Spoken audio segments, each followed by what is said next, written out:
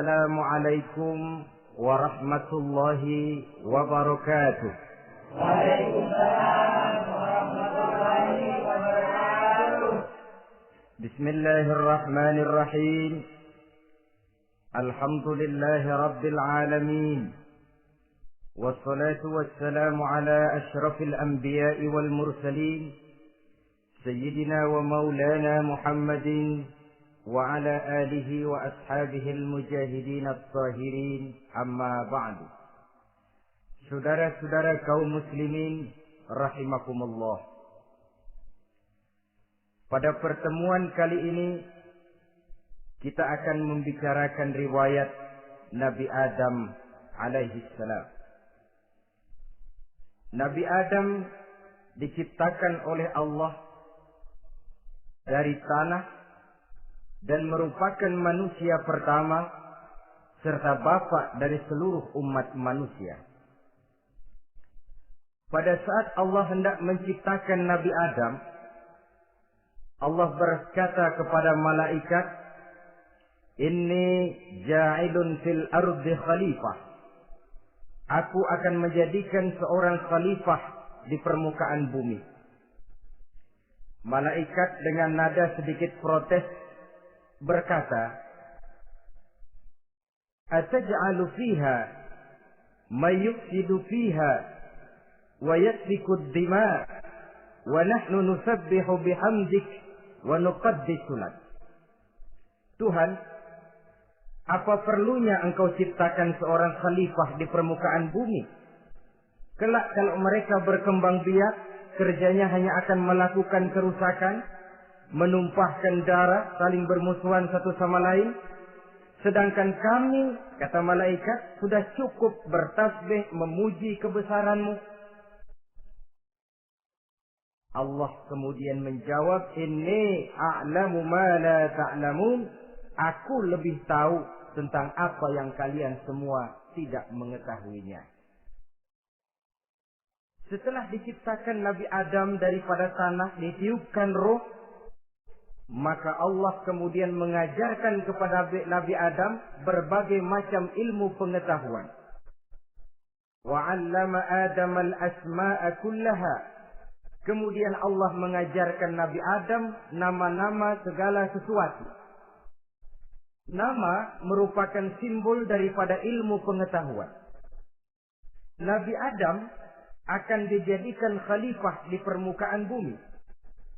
Maka dibekali oleh Allah Subhanahu wa taala al-asma'a kullaha, nama-nama segala sesuatu. Yang dimaksud di sini ialah al-ulumal katsirah, ilmu pengetahuan yang banyak. Malaikat pada mulanya protes.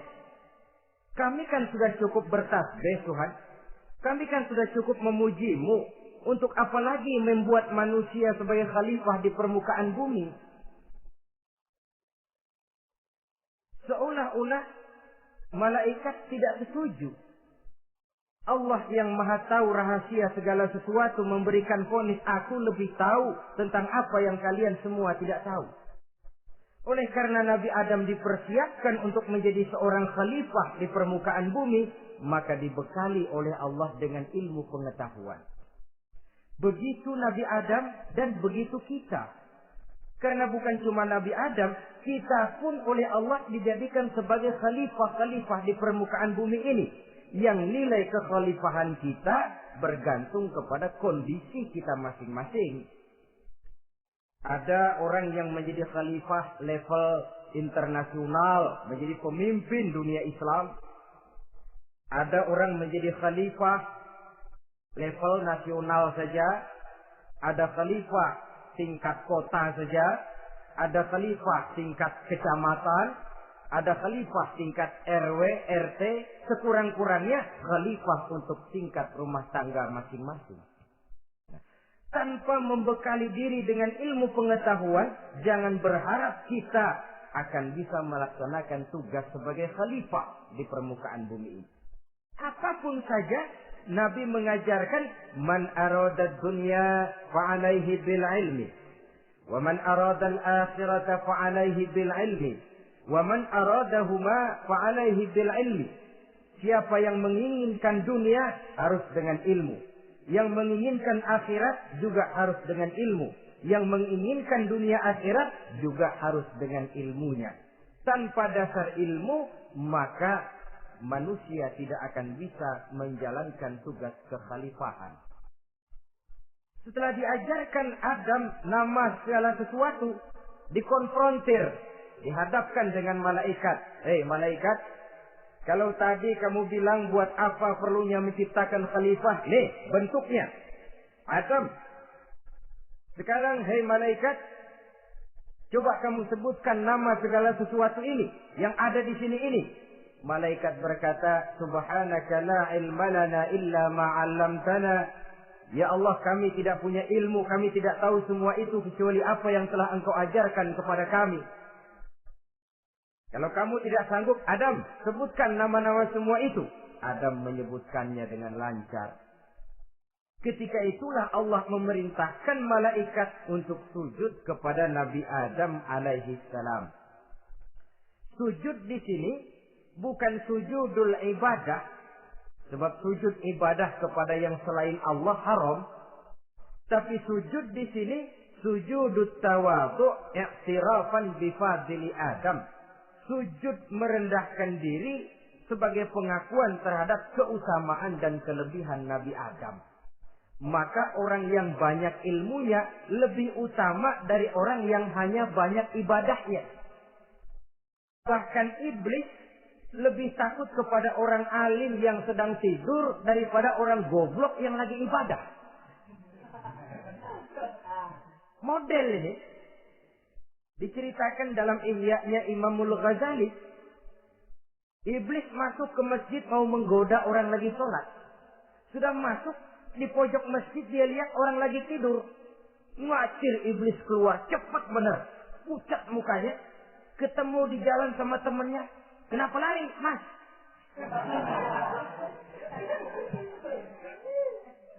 Kata temannya, saya mau goda orang sholat. Lalu tiba-tiba di pojok masjid saya lihat ada orang lagi tidur. Saya takut betul sama itu orang. Lari saya keluar. Loh, sama yang sembahyang sampean nggak takut, kok sama yang tidur takut bagaimana? Yang tidur itu orang alim. Yang lagi sembahyang itu orang goblok. Oh, godain orang goblok, saya colek juga dia lupa sembahyang. Tapi orang alim ini saya takut betul. Ya, kalau diukur dengan malaikat waktu itu Nabi Adam, ibadahnya lebih banyak malaikat, jelas. Sudah bertasbih, sudah bertahmid malaikat. Nabi Adam baru diciptakan. Tapi kenapa Allah perintah malaikat sujud kepada Adam? I'tirafan bi fadli Adam. Keutamaan Nabi Adam. Pantas untuk diserahi tugas sebagai khalifah mengatur kehidupan di muka bumi. Kalau malaikat yang jadi khalifah di dunia ini, nggak rame dunia. Coba, malaikat, material, harta nggak perlu. Seksual nggak perlu. Dunia ini hambar. Justru dunia ini menjadi ramai setelah manusia diberikan fungsi sebagai malaikat, sebagai khalifah oleh Allah Subhanahu wa taala. Saudara-saudara kaum muslimin rahimakumullah, setelah nyata kelebihan Nabi Adam, maka Allah perintahkan Nabi Adam tinggal di surga dengan segala kenikmatan yang ada di dalamnya. Tapi lantaran sendirian, kesepian Nabi Adam. Allah Maha Tahu, maka diciptakannya pasangannya, yaitu Siti Hawa dari tulang rusuk yang sebelah kiri. Sehingga Nabi pernah pesan begini, Istausu bin nisa fa innahunna khuliqna min dhil'in. Hati-hati kamu menghadapi perempuan. Yang tolong dengar nih yang laki-laki, yang perempuan belaga budak aja dulu lah. Hati-hati kamu menghadapi perempuan. Fa innahunna khuliqna min dhil'in, karena perempuan diciptakan dari tulang rusuk sebelah kiri. Apa watak tulang rusuk? Tulang rusuk itu kan bengkok. Perempuan tuh begitu, didiemin aja bengkok terus, dikerasin patah.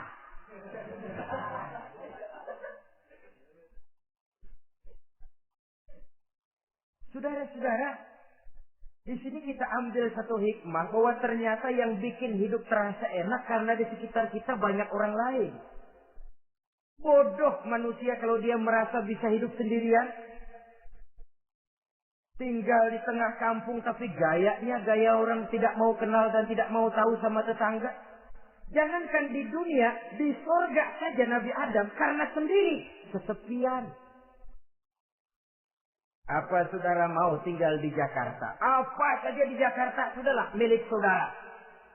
Hotel Indonesia dikasih saudara, Hotel Borobudur punya saudara, Monas buntel mau pulang. Semanggi ambil, tapi di Jakarta saudara tinggal sendirian. Kira-kira enak nggak? Ternyata yang bikin hidup terasa nikmat karena di sekitar kita banyak orang lain. Begitulah Allah ciptakan Siti Hawa. Setelah diciptakan Siti Hawa, natur manusiawi. Nabi Adam mau main pegang aja. Kata Allah, hai Adam, jangan kau sentuh sebelum kau bayar maharnya. Maharnya apa ya Allah? Maharnya an tusalli ala Muhammadin sallallahu alaihi wasallam. Maharnya kau berselawat kepada Nabi Muhammad. Manusianya belum lagi diciptakan tapi namanya sudah ada. Nurnya sudah ada. Bahkan dijadikan mas kawin antara Adam dengan Hawa. Karena itu dalam Islam sebenarnya urusan kawin itu bukan yang sulit. Maka jangan dipersulit. Tapi juga jangan digampang-gampangin.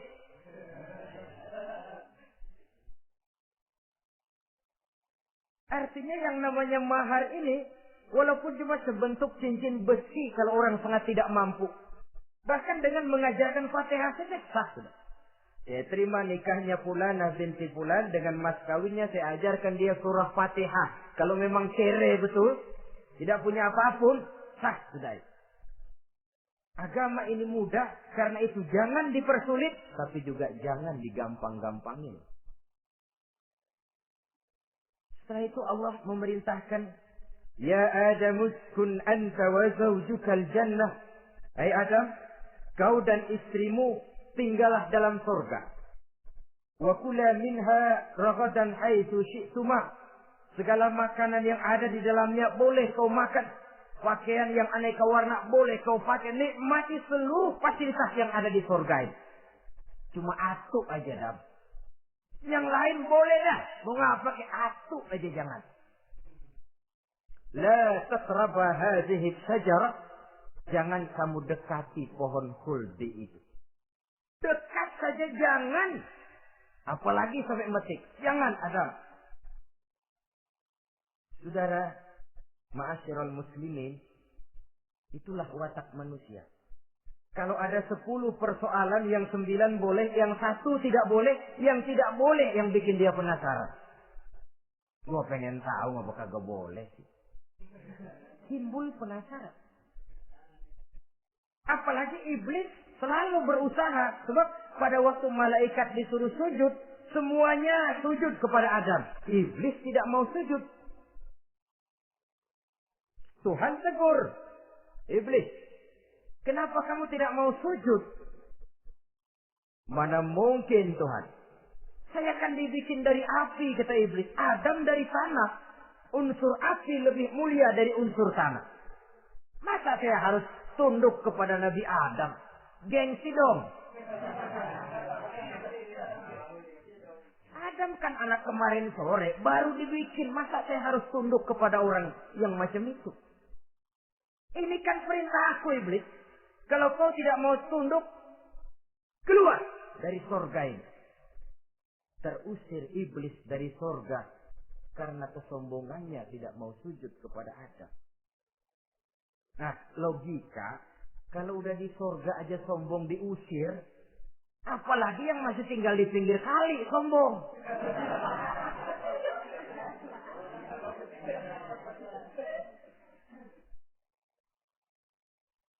Tapi sejak peristiwa terusirnya itu, iblis bikin proklamasi. Apa proklamasi iblis? Rabbi fanzirni ila yaumi yub'atsun. Ya Allah, gara-gara Adam saya diusir dari surga. Saya minta kepadamu ya Allah, beri saya kesempatan sampai hari manusia dibangkitkan. Kata Tuhan, innaka minal munzarin. Oke, silakan. Mau apa iblis? Rabbi bima aghwaytani la uzayyinanna lahum fil ardi wa la ughwiyannahum ajma'in. Ya Tuhan, disebabkan engkau telah menyesatkan aku, akan aku hiasi mereka manusia dengan kejahatan yang ada di muka bumi ini, dan aku akan sesatkan mereka semua. Ini proklamasi iblis. Gara-gara Adam saya terusir dari surga, maka sejak saat ini Adam dan seluruh keturunannya musuh bebuyutan saya. Akan saya lakukan segala macam cara untuk menggelincirkan manusia agar mereka menjadi orang yang engkau murkai ya Allah. Kemudian Allah memberikan jawaban. Dialog ini saudara bisa lihat dalam surah Al-Hijr ayat 40, 41 sampai 44. Kata Allah apa? Inna ibadi laisa laka alaihim sultanin illa man ittaba'aka minal ghawin. Silahkan iblis. Yang lain barangkali bisa kau goda. Kecuali hamba-hambaku yang benar-benar hambaku, engkau tidak akan punya daya mempertipu mereka. Engkau tidak akan punya kemampuan menggelincirkan mereka. Kecuali kalau memang mereka sudah mau ikut pengaruhmu. Sepanjang mereka benar-benar menjadi hambaku, kata Allah. Hamba Allah yang sebenarnya, mereka di luar kekuasaanmu, iblis.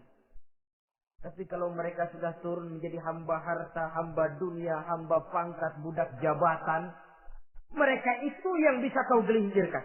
Selama mereka masih tetap sebagai hambaku, kata Allah, mereka di luar jangkauan kekuatan dan kekuasaanmu, iblis. Nah, sejak saat itu kan iblis selalu nyari jalan, nyari lantaran bagaimana Adam nih supaya dia tergelincir. Gara-gara dia saya diusir dari surga. Nguping terus iblis. Sampai akhirnya dia dapat berita tentang dilarangnya Nabi Adam mendekati pohon khuldi itu. Satu hari dengan muka sedih, iblis itu the best actor. Aktor ulung dia. Dengan roman muka sedih, dia datang kepada Nabi Adam dan Siti Hawa. Kata Nabi Adam, iblis, ente kok tampangnya demek amat sih?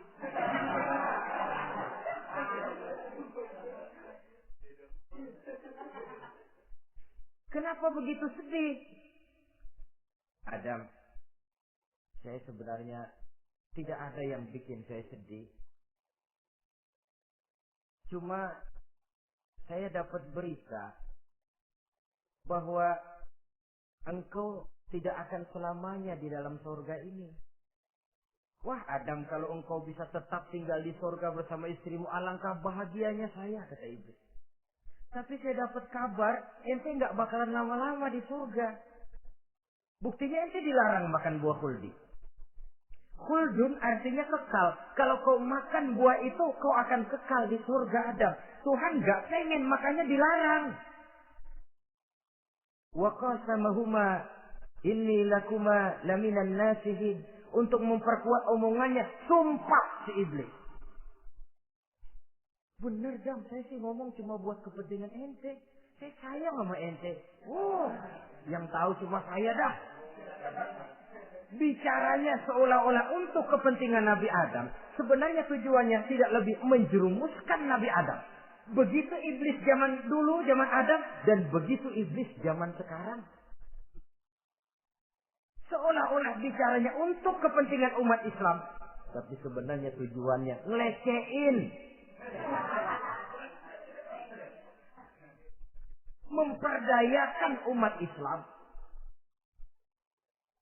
Dia bilang kepada Adam, saya sih cuma ngasih saran Adam, kalau ente pengen selamanya di surga, petik aja tuh buah.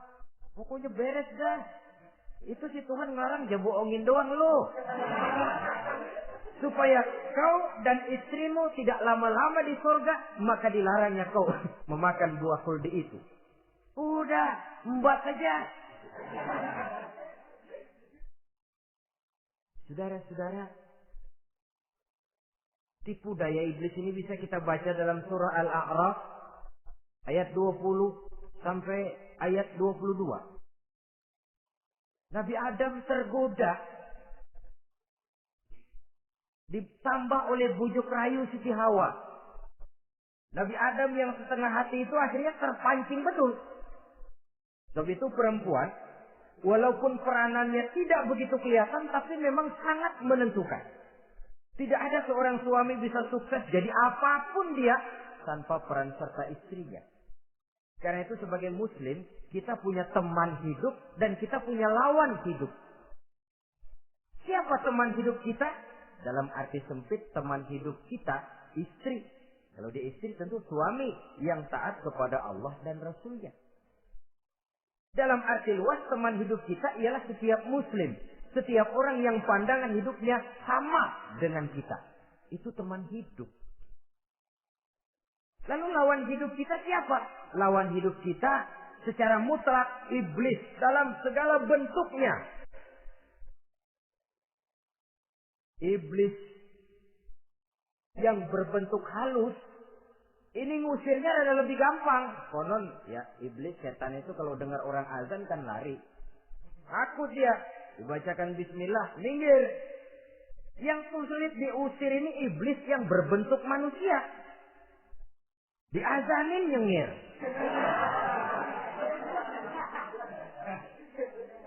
Gawat ini. Saudara-saudara, ini musuh dalam artian mutlak. Sedangkan musuh dalam artian ideologis, setiap orang yang pandangan hidupnya tidak sama dengan kita. Bahasa langsungnya, setiap orang di luar Islam secara ideologis, ya. Adapun secara manusiawi, kita tetap toleransi, saling menghormati, setuju dalam perbedaan pendapat, kembali kepada prinsip lakum dinukum. Kewajiban saling menghormati sesama manusia, tapi secara ideologis tidak ada kompromi. Begitulah Nabi Adam tergoda. Dan begitulah iblis selalu menggoda keturunan-keturunan Nabi Adam. Sampai kepada kita sekarang ini. Tiap kali kita hendak melakukan berbagai kebaikan, iblis ini mulai bisik kasar, kusuk, kesek. Saudara tadi dari rumah mau berangkat niat dengerin ceramah macam ini. Apa dikira iblis enggak? Wah, gatal iblis. Kata iblis, alah jangan bertingkah lah dengerin ceramah. Ceramah mah urusan 70 ke atas. Ente masih muda. Berjuang kita. Jihad, bismillah. Tidak, saya mau dengar ceramah. Berangkat kita ke tempat ini. Sampai di sini apa dikira iblis diam? Enggak. Dia bisikin lagi. Iya. Loh, hadir ke sono dah. Cuma nyampe sono. Ngomong aja ngomong dah. Ustaz mah jangan didengerin. Ngomong aja udah. Perang lagi jihad. Saya nggak mau ngomong. Mau dengerin betul-betul. Kata iblis, iya lo dengerin dah. Jangan ngomong. Cuman pulas.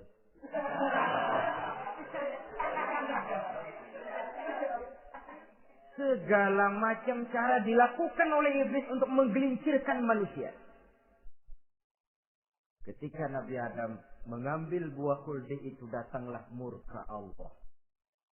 Adam, seolah-olah kalau bahasa kita, kelewatan kamu Adam.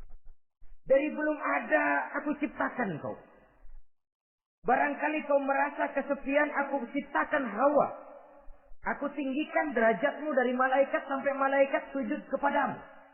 Aku perintahkan kau tinggal di surga dengan seluruh fasilitas yang ada di dalamnya.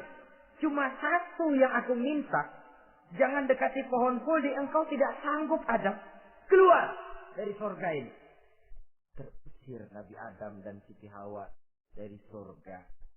Turun ke dunia ini. Turun terpisah lagi.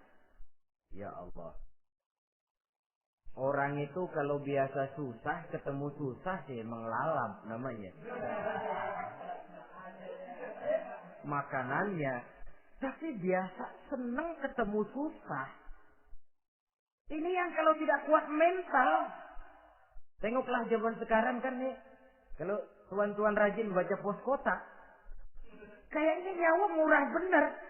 Pasal duit 100, nyawa hilang. Pasal diputusin siapa pacar, begon ditenggak. Gantung diri pakai tali plastik. Murah betul kelihatannya jiwa itu. Sehingga pantas kalau Nabi pernah katakan irhamu salasatan minan nas, sayangilah 3 macam manusia. Pertama, azizan zalla, orang mulia yang jatuh hina. Pejabat tinggi kalau pensiun kesian bener. Ya Allah. Udah nggak ada yang ngasih hormat, tanda tangan nggak laku. Azizan zalla, orang mulia yang jatuh hina. Yang kedua, ghaniyan qad iftaqara, orang kaya jatuh miskin. Dari hidup serba ada jatuh melarat. Yang ketiga, faqihan yal'abu bihil juhal. Ahli fikih ngerti hukum tapi dipermainkan oleh orang-orang bodoh yang kebetulan punya kekuasaan. Lalu keluar fatwa sesuai dengan pesan sponsor. Yang halal bisa jadi haram, yang haram dibikin remeng-remeng. Ahli fikih dipermainkan oleh orang bodoh. Kasihan betul. Terpisah Adam dengan Hawa ini. Adapun Nabi Adam turun menyesal dengan seluruh kesalahannya. Sujud, taubat, menangis. Menurut riwayat 300 tahun beliau sujud. Seraya membaca Rabbana zalamna anfusana wa illam taghfir lana wa tarhamna lanakunanna minal khasirin. Ini doanya Nabi Adam. Ya Allah, kami telah zalim kepada diri kami sendiri. Andai kata engkau tidak kasihan, tidak memberikan ampun kepada dosa yang kami lakukan, sungguh kami termasuk ke dalam golongan orang-orang yang rugi. Ini yang dibaca Nabi Adam dalam taubatnya. Di akhir taubatnya, Nabi Adam munajat kepada Allah. Ya Allah, dengan kebesaran Muhammad, ampunilah dosa saya. Allah tegur, kaifa araftahu ya Adam wa lam akhluqhu. Dari mana kau bisa tahu nama Muhammad Adam, padahal aku ciptakan saja belum manusianya.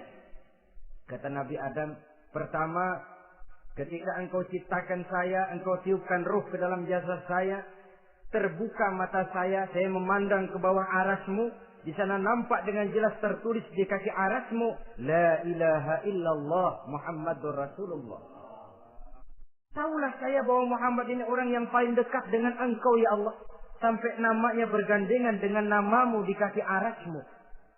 Yang kedua, ketika saya hendak menyentuh Hawa, kau juga yang mengatakan jangan kau bayar maharnya sebelum kau bersolawat kepada beliau. Saudara hadirin yang saya hormati, Nabi Adam diterima taubatnya oleh Allah. Kemudian dipertemukan kembali dengan Siti Hawa setelah sekian lama berpisah. Pertemuan itu terjadi di satu dataran luas, di satu padang yang luas, yang sampai sekarang dinamakan dengan Padang Arafat. Tempat para ibadah haji melakukan wukuf, yaitu puncak pelaksanaan ibadah haji.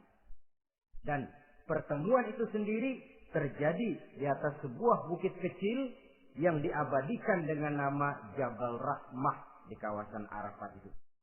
Di atas Jabal Rahmah itu ada satu monumen kecil untuk mengabadikan pertemuan Nabi Adam dengan Siti Hawa. Lalu tinggallah keduanya di permukaan bumi ini. Oleh Allah diberikan karunia keturunan yang banyak. Dan tiap kali lahir kembar. Kembarnya laki perempuan, laki perempuan, laki perempuan. Dari sinilah berkembang biak manusia. Di mana di zaman Nabi Adam perkawinannya kilang. Karena tentu tidak ada manusia lain. Perkawinan silang itu artinya kalau si A dan B, A ini laki, B perempuan, kemudian lahir kembar kedua antara C dengan D, maka begitulah yang A dikawinkan dengan D, yang C dikawinkan dengan B. Perkawinan silang. Tidak boleh perkawinan yang kembar sama di waktu dilahirkan. Nah, di antara putra-putra Nabi Adam yang kemudian juga membuat sejarah, yaitu Habil dan Qabil. Habil, saudara kembarnya namanya Labuda, perempuan. Qabil, saudara perempuannya Iklimah. Menurut hukum perkawinan waktu itu harus silang. Habil harus kawin dengan Iklimah dan Qabil harus kawin dengan Labuda. Tapi Qabil protes. Dia kepengen kawin dengan saudara kembarnya sendiri. Dalam arti yang sama-sama dilahirkan dengan dia, yaitu Iklimah. Kenapa? Karena kebetulan rupa Iklimah ini lebih cantik daripada Labuda. Protes kepada ayahandanya Nabi Adam. Apa? Saya tidak terima, saya harus kawin dengan Iklimah. Tidak, Qabil, kamu harus kawin dengan Labuda. Enggak mau. Kenapa dengan Labuda? Kurang kece.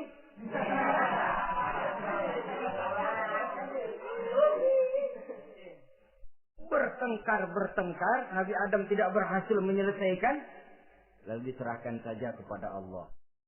Kata Allah begini saja, bikin korban, kamu berdua, Habil, Qabil. Siapa yang korbannya aku terima, dia boleh kawin sama Iklimah. Ternyata korban yang diterima adalah korbannya Habil. Jadilah Habil kawin dengan Iklimah, tapi Qabil tidak puas. Dendam kesumatnya timbul, iblis ngilikin. Resep. Akhirnya dibunuh saudaranya Habil ini. Inilah sejarah pembunuhan pertama dalam kehidupan manusia. Qabil membunuh Habil. Habis dibunuh bingung. Bagaimana naruhnya ini mayat? Allah lalu memberikan petunjuk. Dalam Al-Ma'idah ayat 31 itu dijelaskan. Ada burung gagak berantem sama burung. Yang satu mati. Nah, oleh yang masih hidup, tanah ini dicakar-cakar sama kakinya dan sama paruhnya. Sehingga berbentuk lubang, bangkai saudaranya itu dimasukin ke lubang itu, lalu diuruk lagi pakai tanah. Oleh cakar kakinya dan paruhnya itu. Sehingga Qabil, cara ini bisa. Itulah sejarah penguburan pertama dalam perkembangan manusia. Oleh karena itu, Nabi memberikan penjelasan, man sanna sunnatan hasanatan falahu ajruha wa ajru man amila biha wa fi riwayatin wa ajru man tabi'aha. Siapa orang yang melakukan satu kebajikan, dia akan mendapat pahala dan pahala dari orang-orang yang mengikuti kebaikannya. Misalnya saudara membentuk pengajian.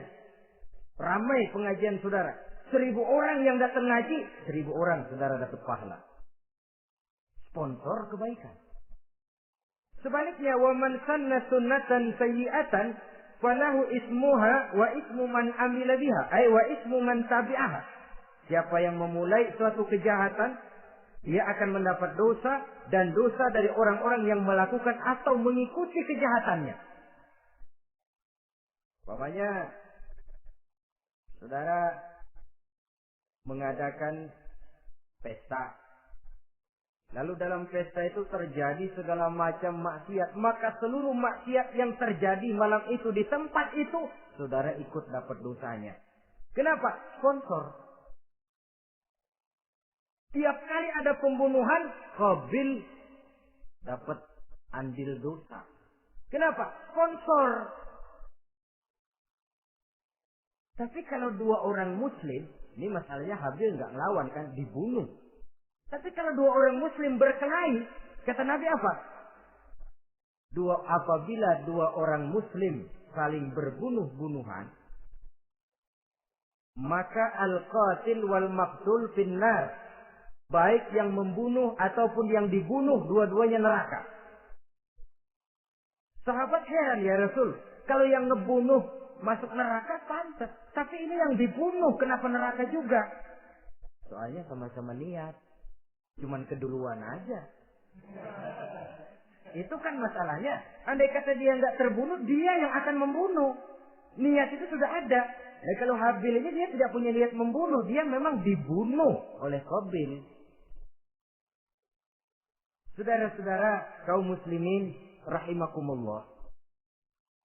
Lalu dari situlah berkembang biak keturunan Nabi Adam alaihi salam. Sehingga dengan demikian bisa kita katakan sebagai satu konklusi. Pertama, bahwa manusia adalah makhluk Allah yang menempati kedudukan tertinggi. Dan berasal dari Nabi Adam sebagai manusia pertama. Dengan malaikat sekalipun, manusia sebenarnya lebih tinggi. Kapan? Kalau dia tetap benar-benar sebagai hamba Allah. Yang membekali diri dengan ilmu pengetahuan. Laqad khalaqnal insana fi ahsani taqwim. Kami ciptakan manusia dalam bentuk yang paling baik. Dan ketinggian manusia itu tidak ditentukan oleh bahan-bahan dari mana manusia diciptakan. Tapi ditentukan oleh adanya roh yang ditiupkan ke dalam jasadnya. Dan kemampuan yang ditimbulkan oleh nilai-nilai rohaniah tadi. Kalau secara biologis kita ini semua bahannya sama. Dari saripati mak tanah yang menghasilkan buah yang dimakan oleh mak bapak kita, membentuk hormon, menghasilkan sperma, terjadi kerjasama yang baik antara ibu dan bapak, sehingga kemudian melahirkan kita ke alam dunia ini. Secara biologis bahan kita sama, dan tidak itu yang menentukan ketinggian manusia. Walaupun keturunan juga mempengaruhi, sebab sekarang ada istilah rame orang bicara bayi tabung.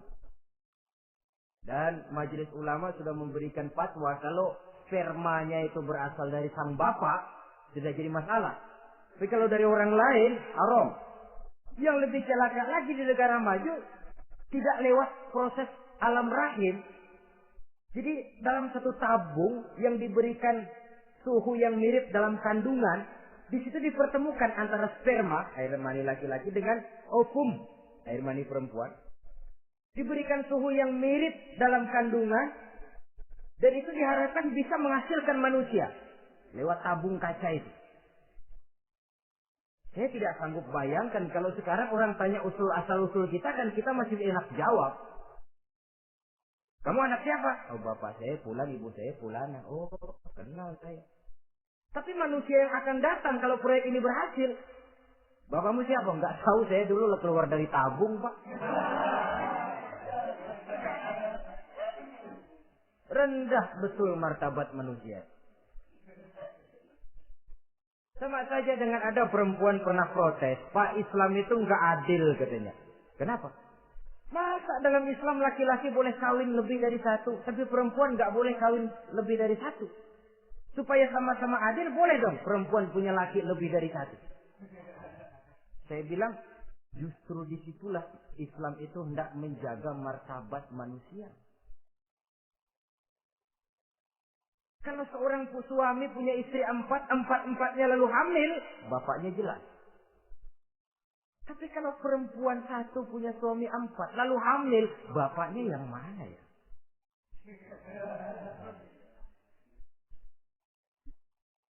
Rendah martabat manusia. Ketika si bayi lahir, ibunya lihat, nah ini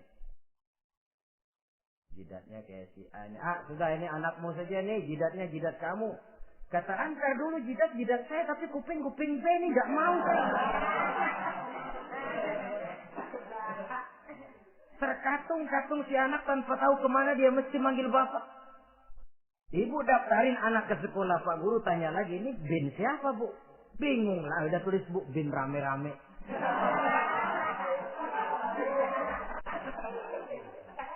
Kan rusak martabat manusia kalau sudah begitu.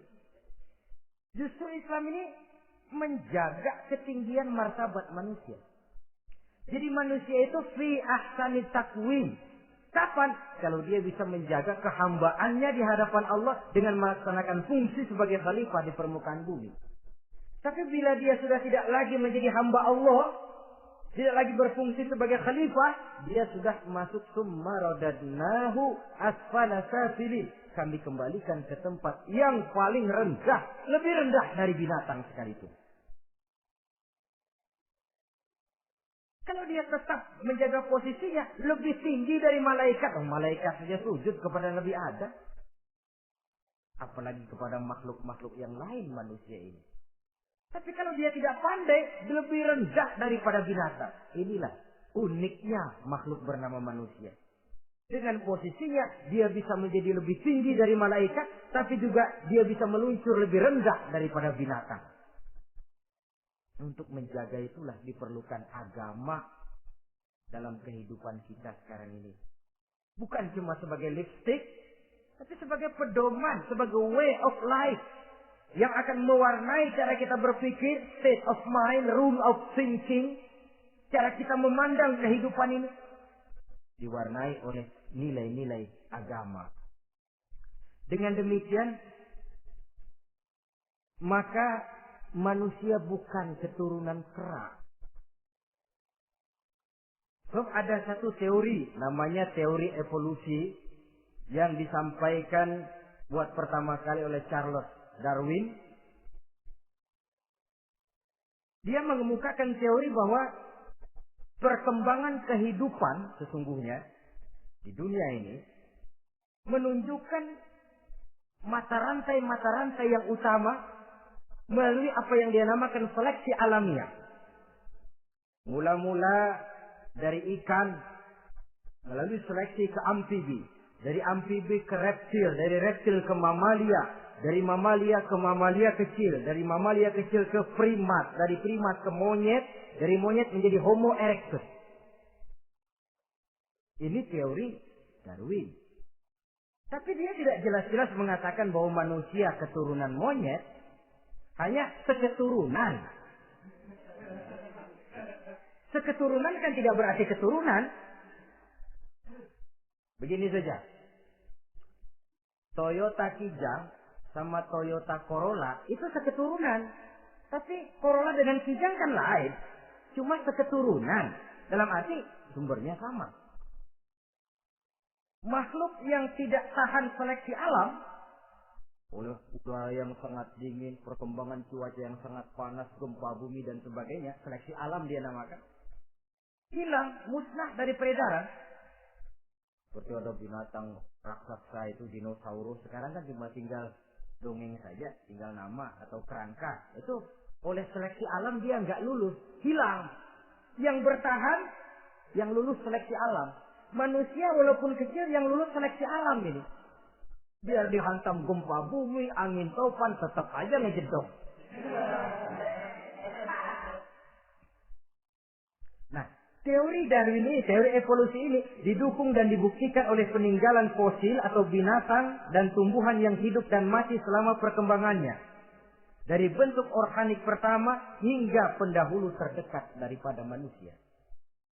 Tapi ada satu kelemahan dari pokok daripada teori evolusi ini. Pertama, garis perkembangan dari Homo erectus, yakni manusia jalan tegak, semacam gorila itu, sampai kepada manusia mutaakhir masih belum menentu. Artinya, okelah, kalau manusia seketurunan dengan kera, batas antara manusia yang wujud sekarang dengan manusia purba itu apa? Yang menjadi penghubung. Monyet tidak mungkin.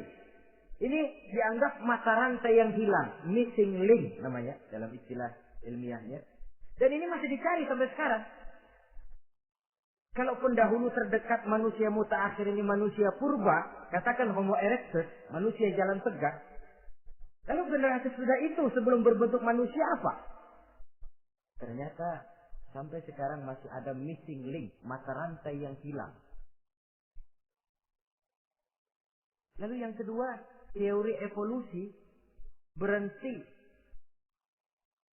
kepada manusia mutaakhir. Kalau memang kita manusia sekarang ini hasil evolusi, tentu kita akan terus berevolusi lagi. Dan akan jadi apa kita nanti? Ternyata sudah ribuan tahun manusia tetap manusia begini-begini aja. Tidak berevolusi kita ini.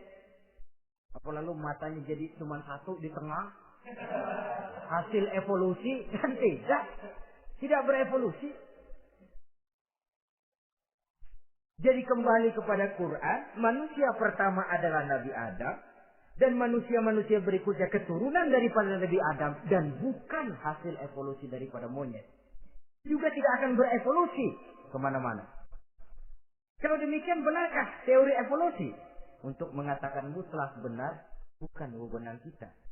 Untuk mengatakan salah total, juga kebenaran ilmu adalah relatif sebagai relatifnya daya pikir manusia. Di samping dia harus membuktikan kebenarannya, maka kebenaran ilmiah adalah kebenaran yang relatif dan temporer. Contoh kecil saja. Dulu orang berteori bahwa bagian yang terkecil dari satu benda namanya molekul, kan begitu? Molekul ini nggak bisa dibagi-bagi. Bagian yang paling kecil dari satu benda namanya molekul. Ilmu terus berkembang. Ternyata molekul sebenarnya terdiri daripada atom. Atom itulah bagian terkecil dari satu benda yang nggak bisa dibagi-bagi lagi. Nah, berubah sudah teori pertama. Tidak jadi molekul sekarang, atom. Belakangan rupanya atom masih tersusun dari partikel-partikel. Partikel inilah bagian yang terkecil dari satu benda. Berubah lagi sudah. Dan tidak mustahil akan ada penemuan bahwa partikel pun masih bisa dibagi-bagi lagi. Begitu juga dengan teori evolusi ini. Sehingga beberapa ahli semacam Dr. Charles Oxnard, Dr. Jane Paul Heller dari Chicago dan California, mereka sudah membantah teori evolusi ini. Namun masalah paling pokok dari kita ialah kita diciptakan oleh Allah berasal dari Nabi Adam alaihi salam. Nabi Adam diciptakan dari tanah. Dan kita bukan hasil dari evolusi, juga tidak akan berevolusi. Nah, lalu kepada makhluk bernama manusia diberikan fungsi sebagai khalifah di permukaan bumi ini. Ini yang dulunya malaikat protes. Sebagai khalifah, tugas kita apa? Khalifah Allah di muka bumi. Menerjemahkan sifat Allah sesuai dengan batas-batas kemanusiaan kita. Allah Maha Pengasih. Berusaha kita pengasih kepada makhluk sesuai dengan batasan manusiawi kita. Allah Maha Menolong. Ringan tanganlah kita menolong orang yang memerlukan sesuai dengan batas kemampuan kita. Fungsi khalifah. Untuk bisa berfungsi sebagai khalifah secara baik, kita harus mempunyai modal yang dinamakan ilmu pengetahuan. Dan Islam sangat menggalakkan itu.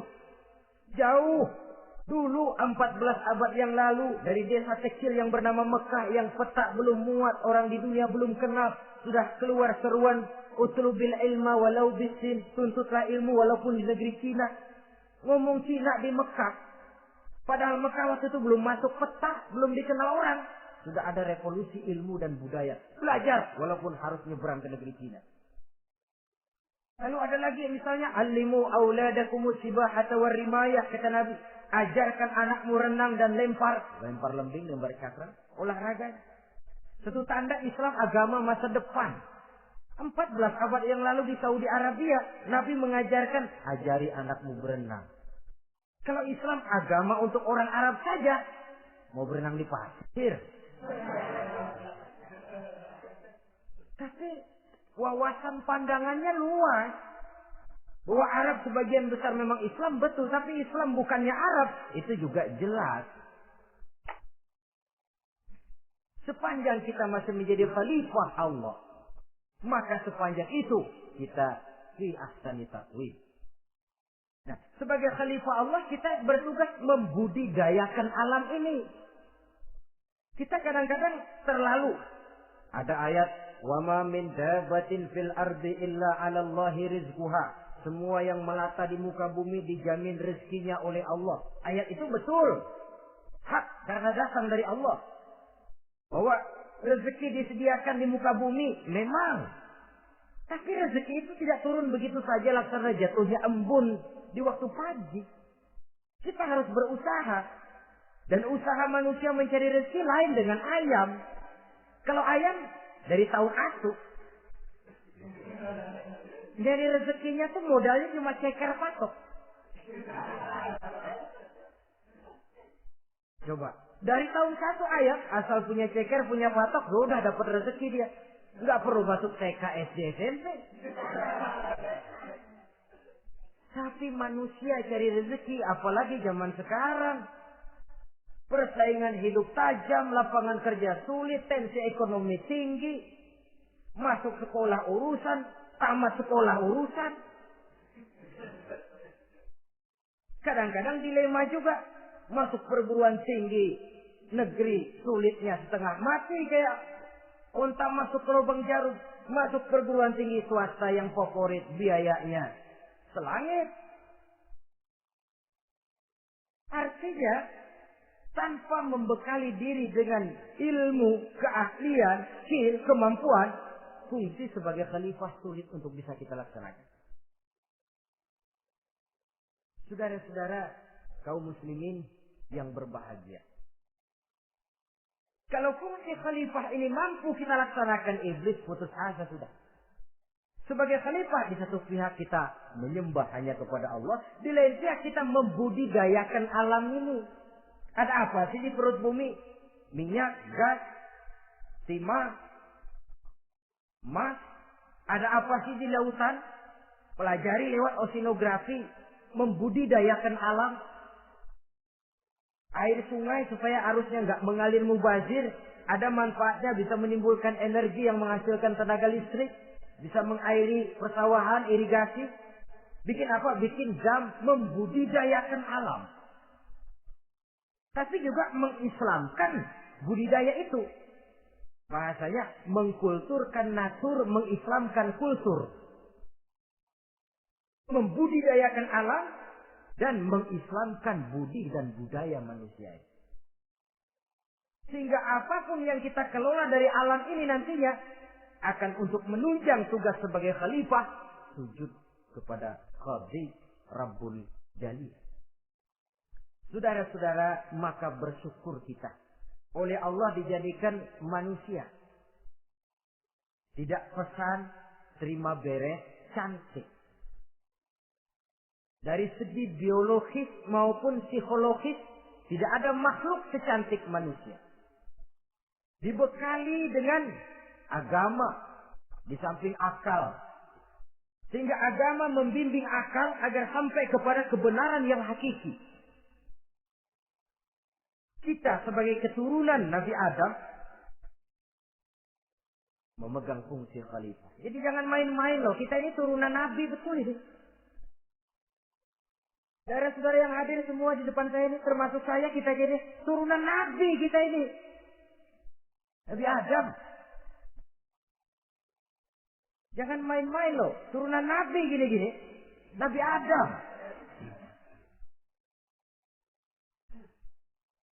Sayang kalau posisi yang tinggi kita tidak melaksanakan fungsi yang tinggi. Sayang betul. Sebab itu manusia harus adil kepada dirinya. Dalam arti menjaga diri dari sesuatu yang bisa menghancurkan ketinggiannya dalam pandangan Allah.